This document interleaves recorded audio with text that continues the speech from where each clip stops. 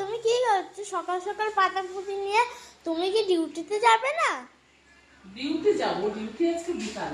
কিন্তু এটাতে পাতা পুঁতে বললি, দেখ কি জিনিস, এটা কচু শাক। সব থেকে আমার প্রিয় এবং পছন্দের একটা শাক। শাকের মধ্যে আমি কচু শাকটা খুব ভালো বাসি খেতে। তার জন্য তো দিদা কালকে পাঠিয়েছিল, তো কচু শাক কালকে রান্না হয়ে গেছিল বলে তো এগুলো রান্না করতে পারিনি, রেখে দিয়েছিলাম। আজকে রান্না করবো। আমার ভীষণ ভালো লাগে এই শাক খেতে। এখানে তো পাওয়া যায় না বলে আমি খেতে পারি না। আর দিদা কালকে পাঠিয়েছিল বলে আজকে খাবো। তো আমার মতো কার কার কচুর শাক খেতে ভালো লাগে সে অবশ্যই কমেন্ট করে জানাবে। আর আমার বাড়ির কাছ থেকে যদি কেউ দেখে থাকো, তার যদি কচুর শাক পছন্দ হয়, খেতে পছন্দ, তাহলে আমাদের বাড়িতে চলে আসো। কচু শাক আর সঙ্গে আছে আরো কিছু মেনু আছে, শুধু শাক নয়।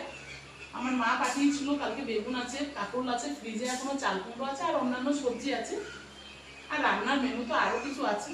তো যারা পছন্দ করো অবশ্যই আমার বাড়িতে চলে আসো কচুর শাক খেতে। মা, আমি তো কচু শাক খাই না, আমার জন্য কি রান্না করে দেবে? তোমার জন্য, তোমার বাবার জন্য মেনু তো অন্যরকম হবে, তোমরা তো এসব খাবে না। তোমাদের জন্য দেখা যাক কি রান্না করি।